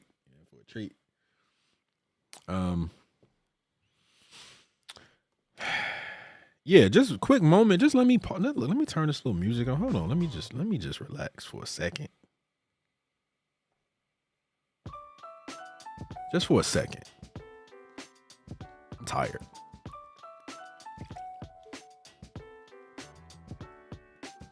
Okay, my break is over that fast. I can't do long breaks. But seriously, I've never taught this way. So if this is helpful on YouTube in the comments or DM me, please let me know. Because again, and for those of you guys who know me, you know, like I get excited about teaching. Like that's all I care about is giving you, breaking it down, making it palatable and helping you. I'm just a guide. It ain't about me. I ain't trying to be Jordan. I'm trying to be Phil Jackson. You Jordan. I'm trying to make you Jordan. All right. Run from any of these educators that talk about how they Jordan. They don't care about you. They're telling you. Like Jordan was not trying to make anybody else better. Phil Jackson was. Right. So good educators are guides. That's what we're supposed to be. And this space is tricky because there's a lot of, a lot of scammy stuff that happens. But yeah, I'm like really thinking like, dang, this was good because I've never explained it this way to anybody. Okay, so I'm done tooting my own horn. Let me go back and jump to some of these stocks for the second. Liz said very helpful. Cool. Glad I am able to give you something new. Oh, let's look at Google. I never look at Google. I don't know why. And I'm always on Google. That's crazy. Let me go to quarterly. Let's take a look at Google. Again, looks just like the S&P bounced off the 20 back during those lows of 2021. If I go to S&P, you won't even know I changed the chart. Look at that. S&P, right there at the 20. Back to Google, right there at the 20. So where are we now? Right, back in the strong volatility, right where we want to be. Squeeze picking up some steam. Cool. If I go down to the week, week looks the same as everything else. Just took a hit. Right, crept inside the band, ran down, pushed to the bottom band, pushing up. Now we still haven't made as strong as a move back up on Google just yet, but if we push up 3 key levels. If we push up, where are we going? 20. If we can get higher. And where do we come down to? Bottom band area. No downtrend here on the week chart. I'm gonna be real with y'all. I don't like that the squeeze is really, really dropping off here. You see the squeeze on the bottom? And I know I never really talk about the squeeze. Oh, trust me. Like I'm looking at everything on my chart has so much purpose. But this line I just drew is what I call a volatility line. It's actually saying that we should. Now I don't trade Google, so I don't know its numbers that well. But if you really dig into the squeeze, there's a number. There's a magic number. Oh, I want to say magic. There's a there's a level, a number that historically, once we go under it, the very next candle is the candle that will turn the bar red. And it's usually right when we start to break lower lows. And on the price chart, we get underneath that bottom band. I know that was a lot. That was just a lot to say. These numbers, I don't know well, but what I do know is on like the S&P, like ES futures, right, which I, for the most part, trade every day except Wednesday. I know the numbers, not just the colors and the bars and all that. I know what the numbers mean. So here's one little example. If on the ES, for me as a day trader, 30-minute chart or the 5-minute, if the squeeze, the actual number on the squeeze, not just the bar and the color, but actually using the data, right? Like if the number's under 15, that's like it helps me to know if it's even a more better time to take a reversal trade. Right? So like when we start to creep inside the band like this candle right here. Oh wait, let me do it with the right color. This little candle right here. It's not just, oh, we're inside the band, short it. No, it's more than that. I'm not just looking just at this picture. And I know we want to make trading that simple. That's cool. Okay, cool. You want to keep it that simple? Keep it that simple. I think there's more information that matters, right? Again, on the S&P futures, that number I care about down here, if this bar is above or below 15, it also gives me just a pinch extra more a little bit more insight as to whether this move down to the 20 is going to occur. I just don't know the numbers here, but seeing how fast this is falling off, I wouldn't even be surprised if we push up, hit the 20, and still come back down. right? So I don't know, right? Right in here is like, we're either going to hit this 20, push up, hit the 20 and drop, or push up, hit the 20, and then, right, we'll get more volatility. We'll get another bar, maybe even the light blue bar, which is like strong volatility. And then we're on our way back up as the market goes back up to new highs too, right? But everything doesn't match the S&P, right? I just try to keep it simple in that way.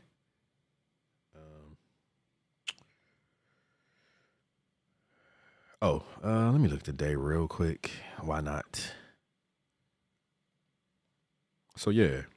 So you see how like there was actually like right here.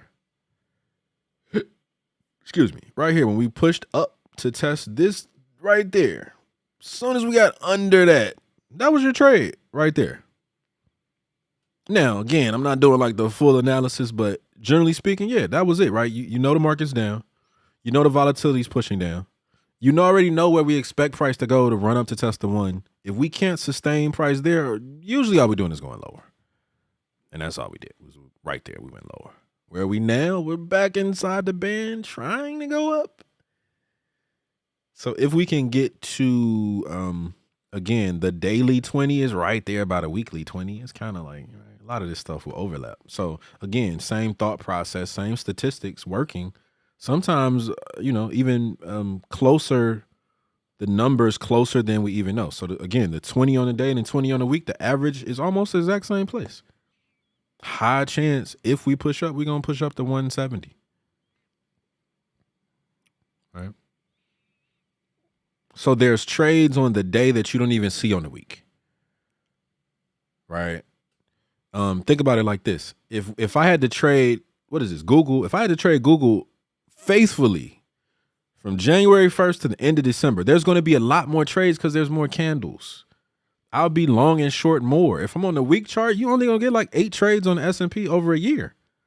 Less trades, more time to be really specific about them to make sure they're the right trades. And it's only 8 or 9 trades, so you actually should be taking those with more money. Right? Everybody runs to the super fast stuff. And it's harder. It just literally is harder. Because there's more fakes. There's more, there's more stuff to deal with. Right? So, anyway. That's Google. AVGO. Go to AVGO. Go back to the quarterly. So, again, simple, strong, very volatile. It's in strong volatility, right? Land. If I drop to the week, right, you kind of see that same pattern of right in here when the VIX spiked. That's when we made that move down. VIX, right, spiked in here, and then we had a little extra razzle dazzle from Japan, right? So the VIX took us to the 20, normal 6% pullback. Matches up, Broadcom matches up really nice with S&P. If you're tracking the S&P, you already know what Broadcom is doing. They're fundamentally following this. Matter of fact, let me check one thing real quick. I should have introduced this, but I wasn't thinking. But it's okay.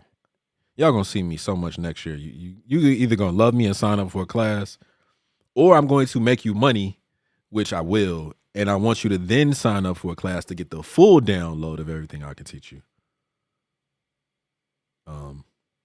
Or I don't know. You just gonna take something I've given you and just use it. So use it. Okay, yeah, that's what I thought. Okay, so I pulled up Yahoo Finance real quick. I just wanted to look at its beta. Wish I already kind of knew, but anyway. Dang, where's my screen? Where did I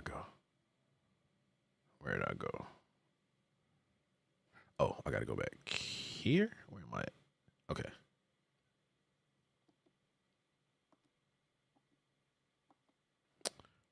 Okay, there we go. All right. Oh, no, wait. That's a different screen. Dang, wait, hold on 1 second, y'all. Where did it go? Why is this is not the one I want. Oh, here we go. Okay. Too many screens up. My bad. Way too many screens on my screen. There we go. Okay. Cool. So this stock has a beta, new term, beta coefficient of 1.15. What does that mean? The S&P is the standard of 1. Assume it's like it moves at 100 miles per hour. This basically is 1.1. So it's super close. Its fluctuations are going to look, right? The chart usually is going to look exactly like the S&P. The closer it is to 1. The further away, the more volatile, so it's going to, right, it could look a little crazy. Right? You have something that has a beta less than 1, it's basically slower than the S&P. The chart still can look the same. But I feel like that 1 to 1.2 stocks, those are like, they look just like the S&P. They doing the same moves the S&P is doing. It's the same stuff. All right, so Broadcom had a great week. Its last 2 weeks, we pushed right back up off the bottom. Right, same thing like oh, and let me do this for 1 second. Just for fun. Let me do this. No, I'll do it at the end. Because I want to get to y'all stocks. So strong. Looks good. Back in the strong volatility area. Let's see how we close this week. You already know if we open next week, what do I expect? More buying. Going where? Back to the highs. Uber. Quarterly. Was a little bit over everywhere. Was a little bit everywhere. I know y'all like, what did he just say? I can hear my mom telling me not to mumble. Okay, so we just got enough information here to really even place, right, Bollinger Bands, standard deviations on the chart. But again, right, this is what did we just do? Just came down, hit the bottom band. So strong volatility is where we are. I go to the weekly chart. Let me kind of zoom out and look at this like this. Maybe this will help. We were high. Right, we were way up there. Made that move down. Then we ran to the 20, which kept going to the bottom band. Right. I'll actually drag it all the way here. From here, where did we go? Back up to test what? Bottom band and the 20. Range. Got one nice day where we did push a little bit higher and then came right back down to what? Bottom band. This candle right here, that was really the one. All right. Shorting under that is just, it's telling you it's down. It can't go any higher. It tried to test the 20, trying to go higher. I can't get any higher. Oh, we hit the top band. Couldn't hit the top band. I'm back down where the trends start. All right. Push lower. So think about this. Like inside any uptrend, yeah, there's opportunities to take these, some of these short trades.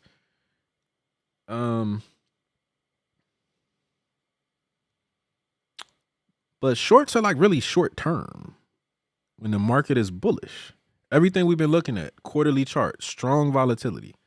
So even on these weekly charts, you might catch a downtrend, sure.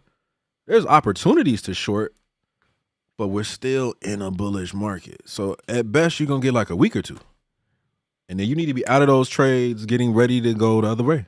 Or you can just skip over all of these shorts, right? Which is why I tend to do these my classes in the fall, because in my head, it's kind of like this is when a lot of newbies and people who don't know enough get beat up. So stop trading for 2 months.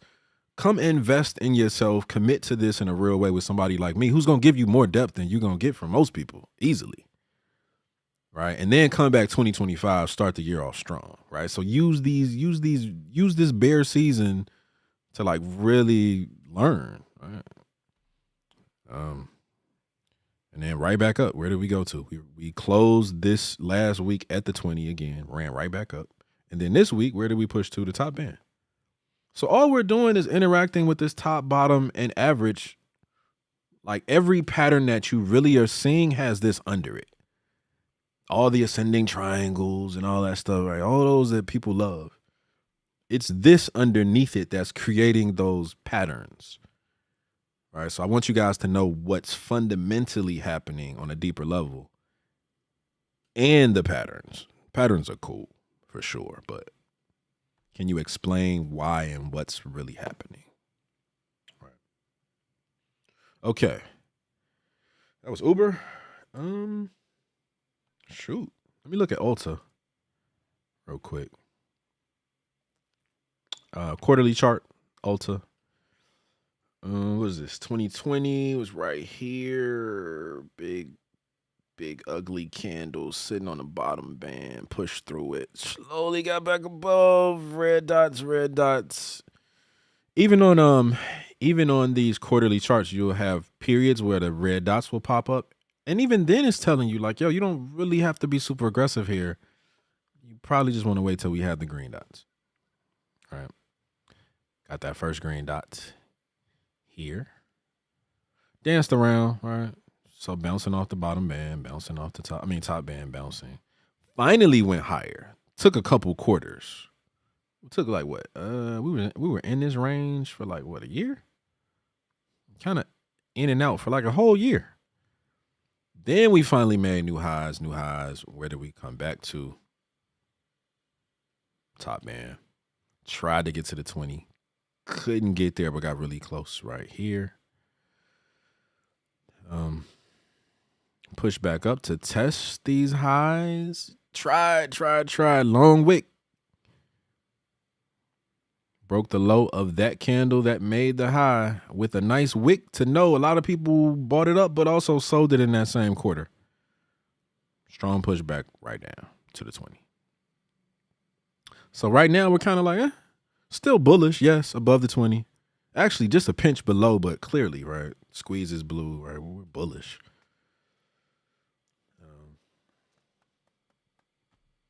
But we're not in a like strong per se play. Now, don't get me wrong. This is the tough part. I forgot to tell y'all this. This show is called Insider Trading. So I'm really not, for the most part, thinking like an investor, because again, if you're an investor here, this is dumb easy. This is dumb easy. Put this thing on a monthly. I mean, you can put it on a quarterly, but most people buy shares monthly who kind of like just, M1 finance type account where you can like just put a little bit of money and buy a couple of shares every month. Top band, 20, bottom band. That's what you should be buying. And even as an investment, investments go bad. So like, when do you get out of an investment?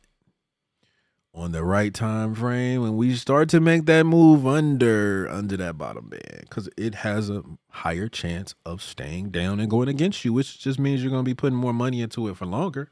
Maybe you believe in a company that well, but you probably want to put some money in something that just fundamentally is right now in a strong uptrend, or at least a better place than that stock.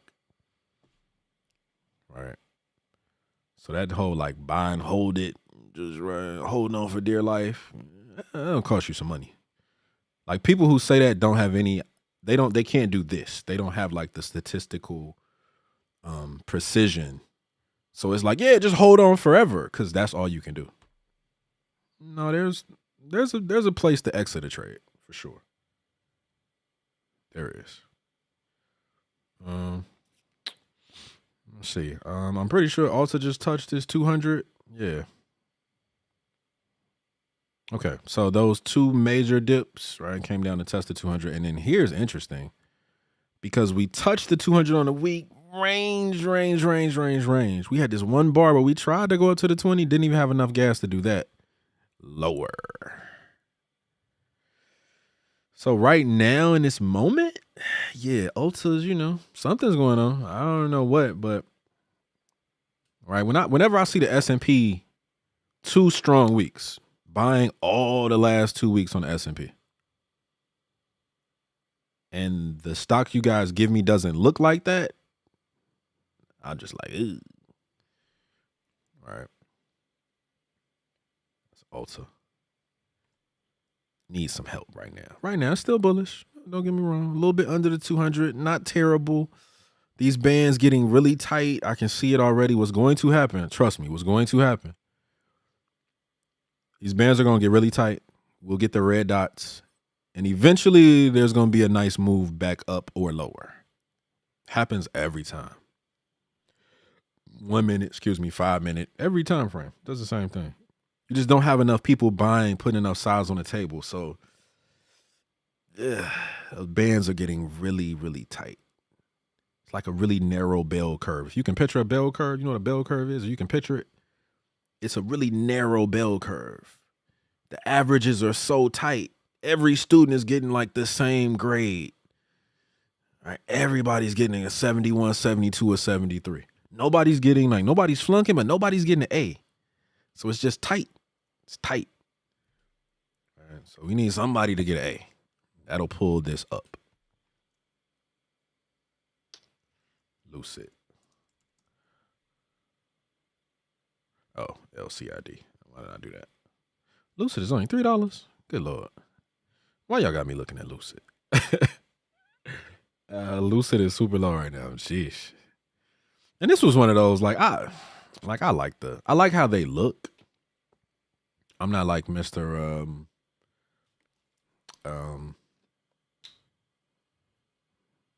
EV. I thought about it. I got a used really nice BMW earlier this year. I was thinking about trying the EV thing, but I didn't go there. So they look nice, but man, something's happening. So fundamentally, I don't know.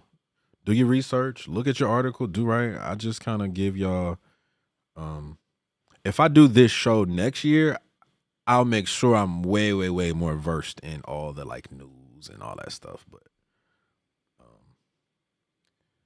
I'm so sound with my system that I don't want to say I don't care. I'm not saying I don't care. I do care.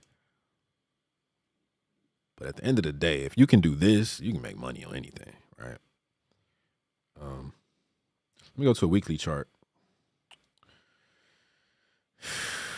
Yeah, see, this is tough. Again, this is one of those that's just, I mean, as a trader,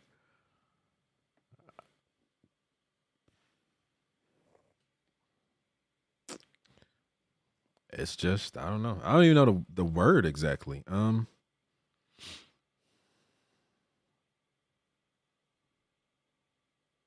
Yeah, I don't even know. I mean, I think I'm getting sleepy.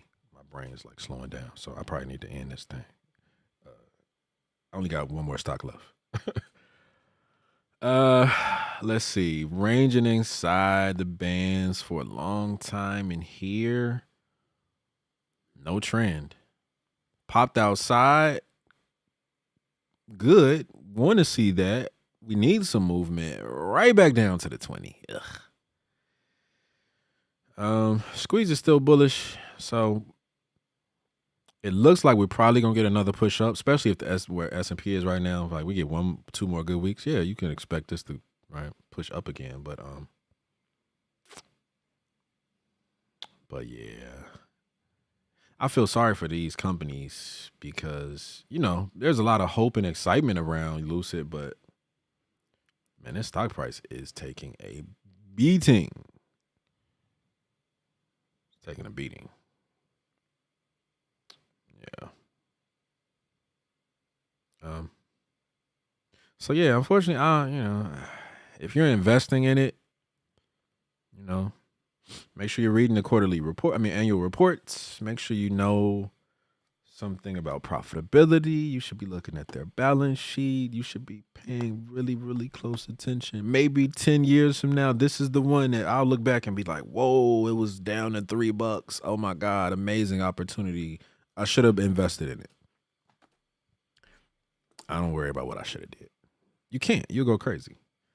Right. So if you're an investor in Lucid, you believe in it, you study it, you maybe have a car, blah, blah, blah. You know the space. You're into EV. Okay, cool, great. Great. It's on sale. It's only $3.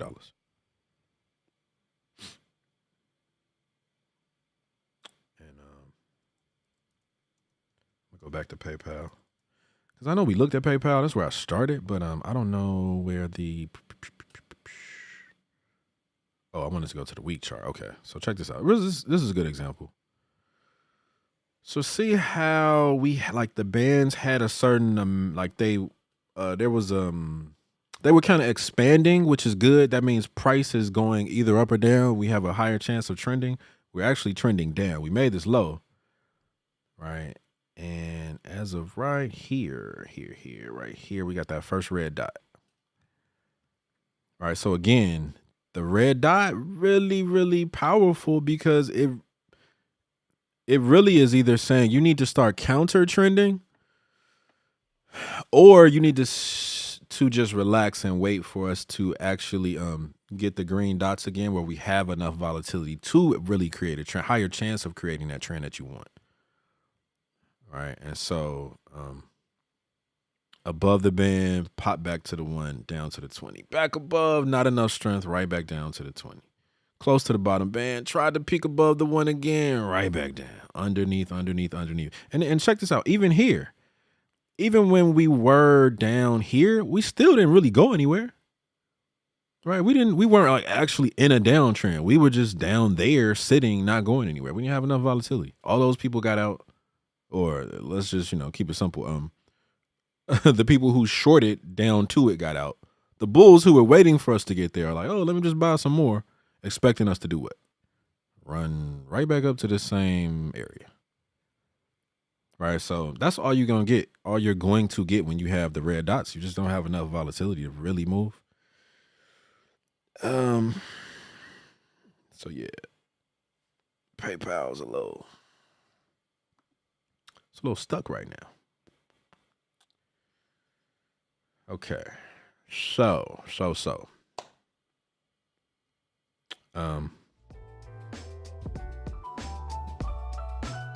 Turn the music back up just a little bit.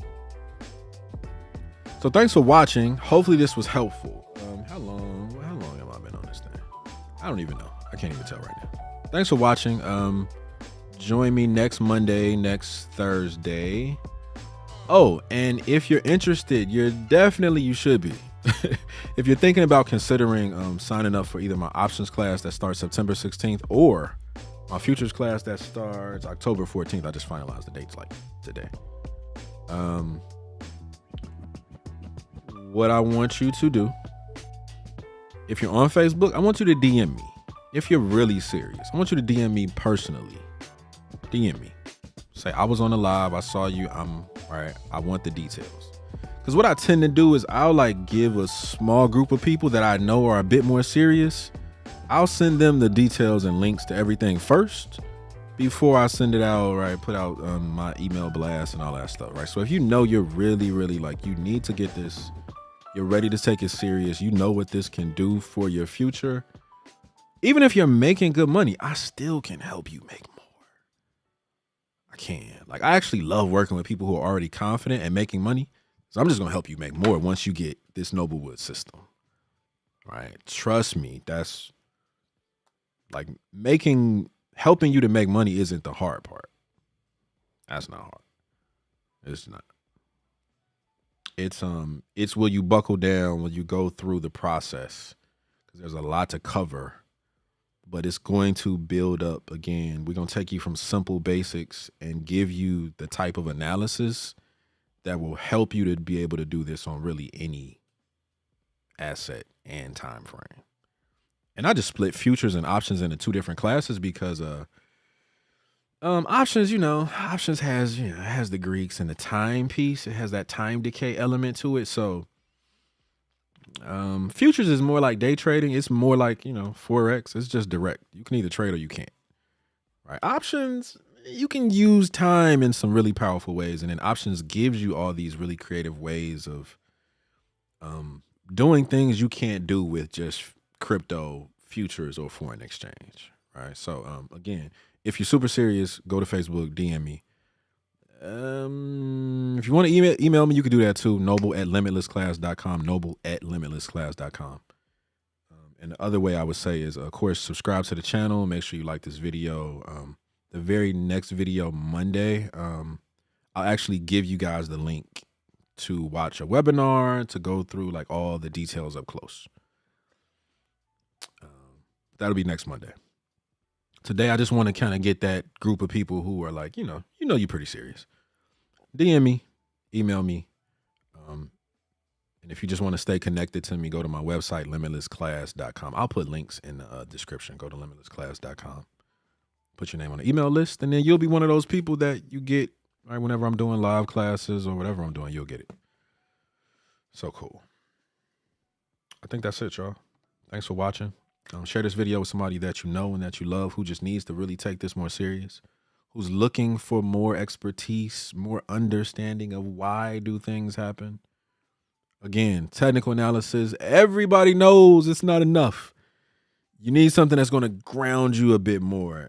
And I think this statistical lens that I've developed, I think it's literally the optimal way to learn how to look at the markets, to get precision with your entries, your exits, and having a really, really great understanding of volatility.